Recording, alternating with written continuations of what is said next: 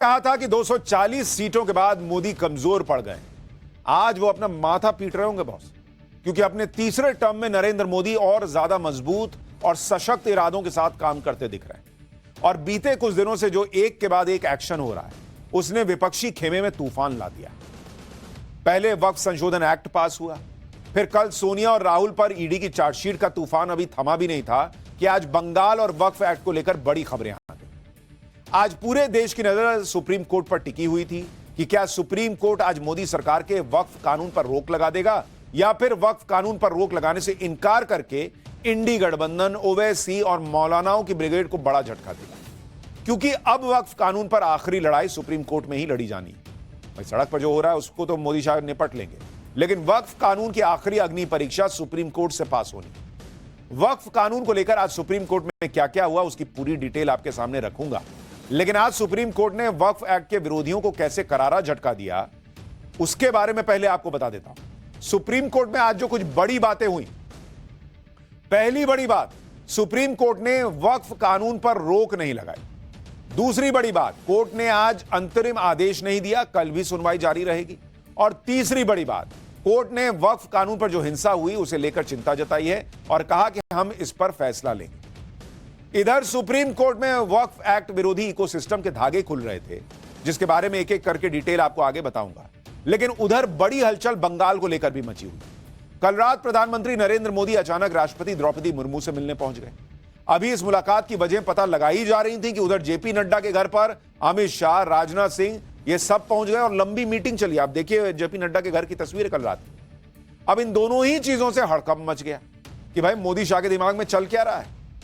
PM राष्ट्रपति से मिल रहे हैं, अमित शाह जो है वो दूसरे लोगों से मिल रहे हैं। अटकलें लगाई जाने लगी कि क्या बंगाल में राष्ट्रपति शासन लगाने की तैयारी तो नहीं शुरू हो चुकी है?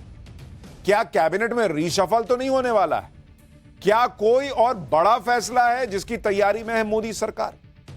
इन मीटिंग्स को लेकर क्या खबर है आगे बताऊंगा। ममता बनर्जी ने आज भरे स्टेडियम में मौलानाओं मौलवियों के बीच क्या कह दिया जिससे बवाल मच गया, यह भी दिखाऊंगा। और सुप्रीम कोर्ट में वक्फ एक्ट के विरोध में जो तर्क रखे गए उनको लेकर क्या क्या हुआ उसकी पूरी डिटेल भी दिखाऊंगा। लेकिन पहले दिन भर के तूफान की एक झलक देख लीजिए।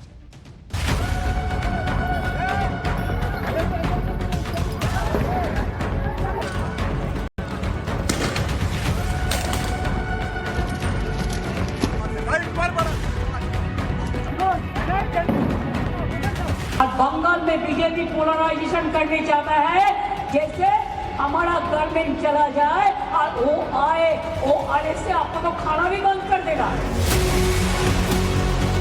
आज ईमानदारी से उसका उपयोग हुआ होता तो मेरे मुसलमान नौजवानों को साइकिल के पंक्चर बना करके जिंदगी नहीं गुजारनी पड़ती। जोगी बड़ो बड़ो बात कर रहा है, सबसे बड़ा भोगी है, सबसे बड़ा भोगी है, सबसे बड़ा भोगी है।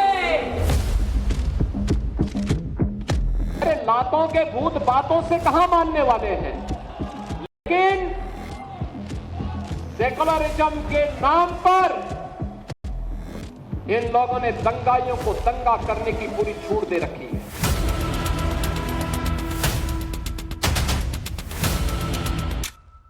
ममता से अपना प्रदेश तो संभाल लेना, यूपी के यशस्वी मुख्यमंत्री पर दे रही घटिया बयान। मैं जोगी जी को रिक्वेस्ट करूंगा वो बंगाल में तुरंत आए, हिंदू का रक्षा करने के लिए यहाँ थोड़ा काम करे। इतना जल्दीबाजी आपका क्यों है? आप तो प्राइम मिनिस्टर कभी नहीं बनेंगे। मोदी जी के আমি রিকোয়েস্ট করব দয়া করে লোকটাকে কন্ট্রোল করুন।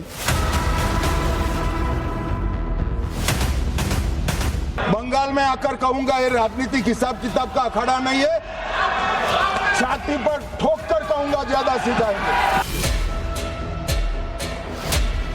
ये झूठा बात है।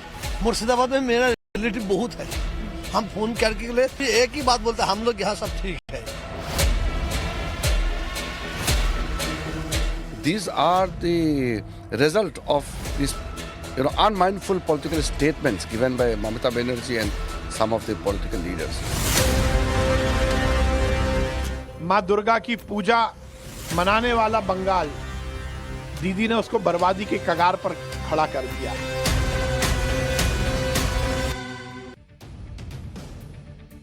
वक्फ एक्ट पर सुप्रीम कोर्ट में क्या हुआ से लेकर बंगाल तक में क्या हो रहा है और क्या बड़ा होने वाला है, आज सबसे पहले इसकी बात करने जा रहा हूं। वक्फ कानून के नाम पर आंसू बहाने वाले और अपनी छाती पीटने वालों ने सुप्रीम कोर्ट का रुख किया था। सबसे पहले वहीं से खबर बताता हूं। वक्फ कानून का विरोध करने की जैसे रेस लगी, सारे नेता खुद को मुसलमानों का सबसे बड़ा हितैषी दिखाने के लिए सबसे पहले भागे भागे सुप्रीम कोर्ट गए कि अरे बॉस कुछ कीजिए, रोकिए इसको। वो कह रहे थे कि वक्फ कानून को रोक दीजिए, ये संविधान के खिलाफ है और इस पर रोक लगाई जाए, इसे निरस्त कर दिया जाए। वक्फ कानून के विरोध में सुप्रीम कोर्ट में याचिका दाखिल करने वालों के नामों पर जरा गौर कीजिए। असदुद्दीन ओवैसी AIMIM से दौड़े दौड़े गए, TMC से महुआ मोइत्रा गई, सपा से जियाउर रहमान बर्क चले गए, अमानतुल्लाह खान आम आदमी पार्टी से, इमरान प्रतापगढ़ी कांग्रेस से, मनोज झा RJD से, जगन मोहन रेड्डी YSR कांग्रेस से, Arshad Madani all India Muslim personal law board से, DMK, IUML, CPI, ये सब पहुंच गए थे सुप्रीम कोर्ट। और इन सारे नेताओं और पार्टियों ने वक्फ कानून के खिलाफ याचिका डाली।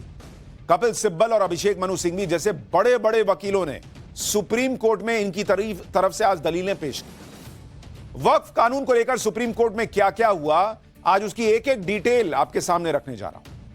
इंडी गठबंधन की जो पार्टियां बड़ी उम्मीद के साथ पीएम मोदी के वक्फ कानून को लेकर सुप्रीम कोर्ट गई थी कि भाई आज ही सुप्रीम कोर्ट खत्म कर देगा इसको, कि रोको इसको, नहीं हो सकता है, इन्हें बड़ा तगड़ा झटका लग गया।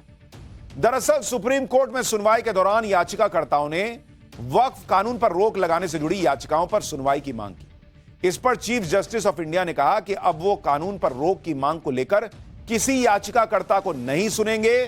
चीफ जस्टिस ऑफ इंडिया ने कह दिया कि बस हो गया, अब हमें मौका दीजिए। यानी सुप्रीम कोर्ट ने आज हुई सुनवाई में वक्फ कानून का विरोध करने वाले जो लोग थे उनको सबसे बड़ा झटका यह दिया कि वक्फ एक्ट पर अंतरिम रोक लगाने से सीधे सीधे मना कर दिया कि भाई कानून तो नहीं रुकने जा रहा, आगे की बात करो, जो कर रहे हो उसमें देखेंगे क्या कर सकते हैं। और आज जो चर्चा हुई सुप्रीम कोर्ट में, उसमें ये विरोधी खुद ही एक्सपोज होते चले गए।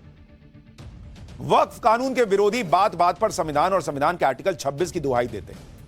आज सुप्रीम कोर्ट ने संविधान और इस पर ऐसी बात कही कि वक्फ कानून के विरोधी सन्न रहे।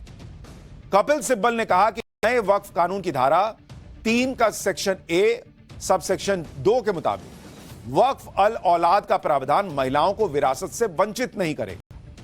यह नियम बनाने वाली सरकार कौन होती है? इस पर CJI ने कहा कि हिंदुओं के लिए भी सरकार ने कानून बनाया है और अब संसद ने मुसलमानों के लिए भी कानून बना दिया है। यानी आप सोचिए, वक्फ अल औलाद जो है, भाई आपने कोई संपत्ति वक्फ की, उसको आपके परिवार जो है वो उसको ले सकता है, उसका फायदा ले सकता है, उससे जुड़ सकता है। उसमें अभी तक महिलाओं के लिए व्यवस्था नहीं थी। मोदी सरकार ने कहा कि नहीं, मुस्लिम महिलाओं को भी दो ना भाई, उनका क्यों नहीं हक होगा? कपिल सिब्बल जाके कोर्ट में लड़ रहे हैं कि नहीं, सरकार कैसे कह रही है कि महिलाओं का भी हक हो सकता है। आप सोचिए, इस तरह से तर्क दिया जा रहा है, ये मुस्लिम महिलाओं के साथ अन्याय नहीं है तो क्या है? उसके बाद संविधान का आर्टिकल 26 सेक्युलर है और सभी धर्मों पर लागू होता है, यह सुप्रीम कोर्ट ने साफ कर दिया। यानी बात बात पर संविधान के आर्टिकल 26 को दोहराने वालों को सुप्रीम कोर्ट ने 2 लाइन में समझा दिया कि इसका सही मतलब क्या होता है। वक्फ कानून के विरोध में सबसे बड़ी दलील यह दी जाती है कि वक्फ संपत्तियों का रजिस्ट्रेशन कैसे कराया जाएगा, क्योंकि वक्फ तो सालों से है। कपिल सिब्बल ने वक्फ संपत्तियों के रजिस्ट्रेशन के नियम पर कहा कि वक्फ सैकड़ों साल पहले बनाया गया है, अब यह 300 साल पुरानी संपत्ति की वक्फ डीड मांगेंगे। यह इतना आसान नहीं है। अगर रजिस्ट्रेशन नहीं कराया गया तो मुतवल्ली को जेल जाना पड़ेगा। मुतवल्ली वो होता है जो वक्फ संपत्तियों का केयर टेकर होता है, और उसे बचाने के लिए कपिल सिब्बल दलीलें दे रहे हैं। वो कह रहे हैं कि भाई मुतवल्ली को जेल मत भेजो, जबकि सबसे ज्यादा आरोप लगता है कि भाई मुतवल्ली ने ही इधर उधर गड़बड़ी की है और गरीब मुसलमानों का हक छीना हुआ है। कपिल सिब्बल कह रहे हैं कि उसको जेल क्यों भेजना है भाई? कपिल सिब्बल की दलील पर सरकार की तरफ से पेश हुए वकील तुषार मेहता ने कहा कि 1923 से